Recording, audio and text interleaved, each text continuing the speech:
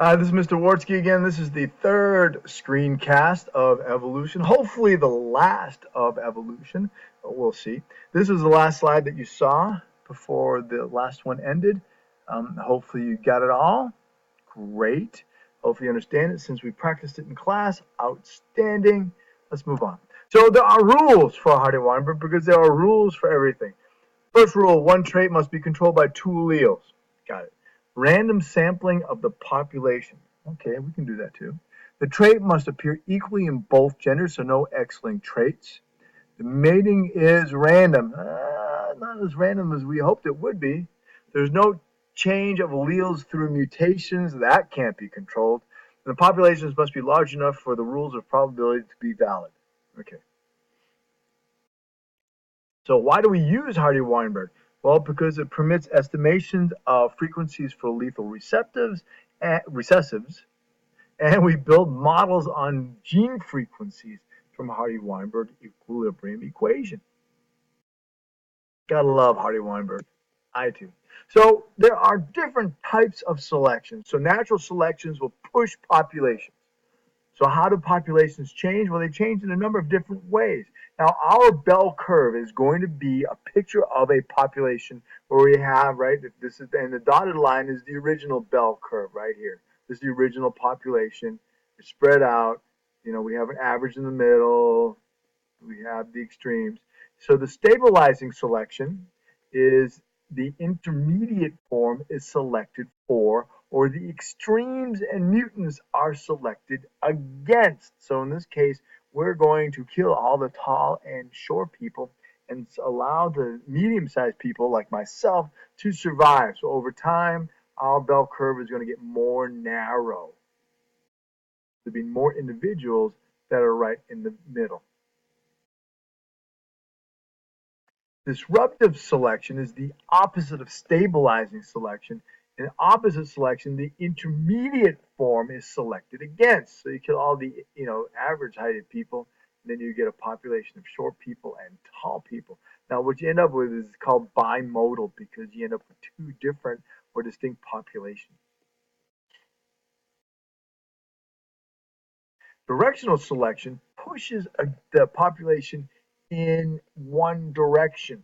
For example, if we're only going to allow tall people to live, then the shorter people would be selected against, and our average would actually increase over time the more that the population gets taller. And then there are frequency dependent selection.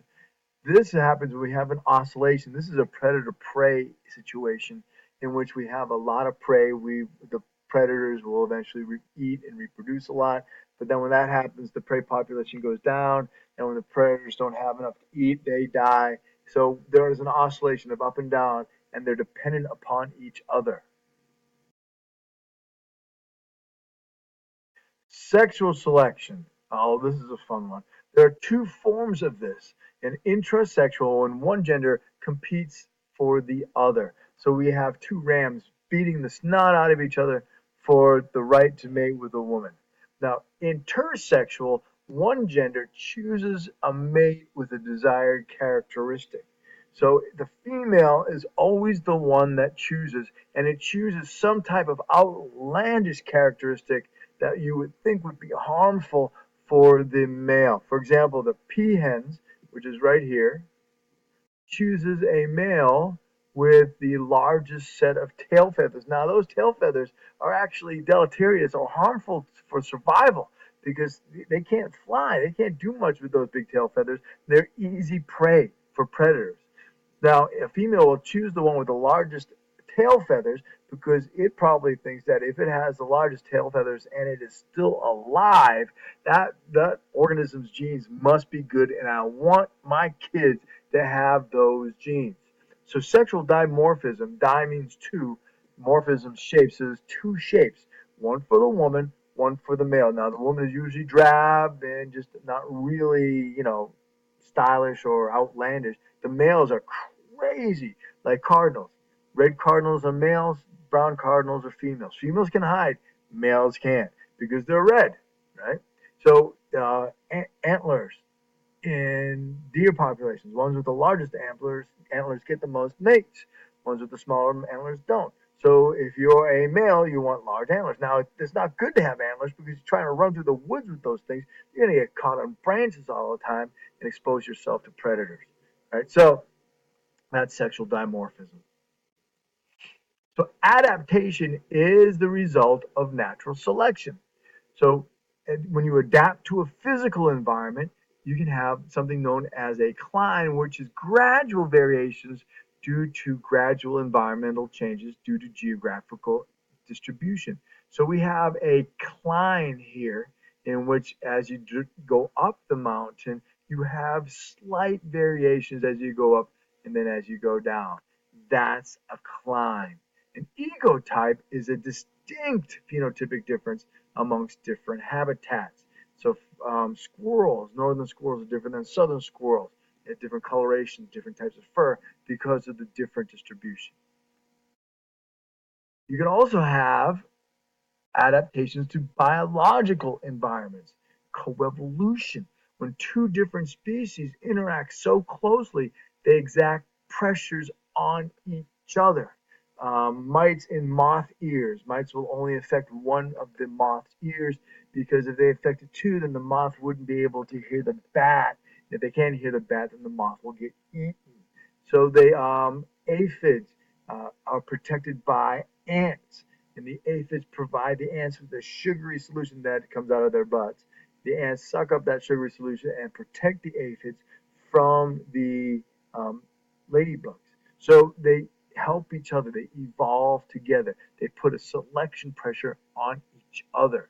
There's another type of adaptation to biological environments, which is called mimicry. In Mullerian mimicry, poisonous looks like the unpoisonous. So we have corn snakes versus coral snakes. They have similar banding patterns. They look alike, but they're not. And then Batesian, which is palatable, that look like unpalatable. So the monarch is an unpalatable. It feeds off of the milkweed when it's a caterpillar. They take in all the alkaloids.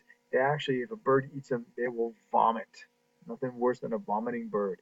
The viceroy, on the other hand, is very delicious, and birds will eat viceroys until they eat a monarch, they vomit, and then they'll avoid these types of colorations from then on. Right? So in this case, the viceroy, come on, looks like the monarch, so that is Batesian mimicry. The ones that look like the monarchs survive. The other ones were eaten up. Natural selection pushes populations to better solutions to problems. The solutions are not always perfect. In fact, perfection would be evidence of a creator. Imperfection is evidence for evolution. An example of that is the panda's thumb. The panda, the thumb is right here. We come right here, right? There's five things. We have five fingers. The thumb is there. Now they have something that can hold bamboo, and that's an enlarged radial semisoid bone right here. That is a perfect solution for them to have a thumb. The imperfect is that the ones that have the enlarged radial semisoid can actually hold the bamboo. I don't like pandas. Patterns of evolution are convergent, and that's analogous structures, in which this is convergent evolution. They have to solve the similar problems, so they come up with similar solutions. Divergent, homologous structures, we have one parent population, and they break off and they form two different species.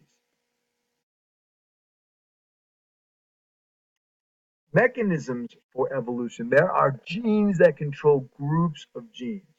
These genes can control how long something grows and when something grows. Control this and you can affect the organisms greatly. So if you can affect transcription factors, you can control a whole slew of genes and how long they produce the protein or when they produce the protein or if they produce a protein. Now, there are certain situations in which you can have mutations that are good. For example, the master genes deletions between gorilla and humans, there are two deletions when you compare the human masseter gene, which is the muscle that controls your jaw, and the gorilla masseter gene. All right, humans have two deletions, so that makes the gorilla's masseter 4 times stronger than our masseter. And because we have a weaker masseter, then our skull can increase in size and our brain can grow. Neoteny is juvenile features found in adults. For example, large eyes, big heads, big hands, big feet. So these things make individuals cute. That's why puppies are so cute, right? So if you can continue those traits into adulthood, then you can be cuter and more of a treasure or prize. Brain growth between humans and chimpanzees. Our own brain growth has decreased over time. Oh, humans and chimpanzees, our brains grow for longer than chimpanzees, so we get to have a larger brain. Actually, human brains have actually decreased over time because the area that controls aggression, area 13, is actually getting smaller, and that's only with one arm. Okay? There are other genes. The hedgehog genes is pleiotropic. It's a transcription factor that controls the production of taste buds, skull bone positions, sense of smell. Blind cavefish have no eyes, so the bones have shifted forward because of their hedgehog gene. Now that increases the size of the part of the brain that controls smell and more taste buds. So the vision part of the brain can specialize for another sense. See, the problem is if there were eyes and you were a blind cavefish, the only thing your eyes would do would tell your brain that it was dark. It's dark. I can't see anything. It's dark. But if there are no eyes, there's no connection. That part of the brain can actually do other things. So Darwin, and the last thing I believe that Darwin, he came up with a theory of gradualism, where species would gradually change over time. Person Stephen Jay Gould came up with punctuated equilibrium, which states that there's a long periods of time with no change, with short periods of time of rapid change. Long periods of time of no change, short periods of time of rapid change. And we're more toward, and these are times of usually mass extinctions and great catastrophes on this planet here. We're moving away from gradualism and more into punctuated equilibrium. And I hope you got all that. Remember, pause the video if you need to. If you have questions, please read the textbook, watch the video over again, or ask me questions. Have a good night.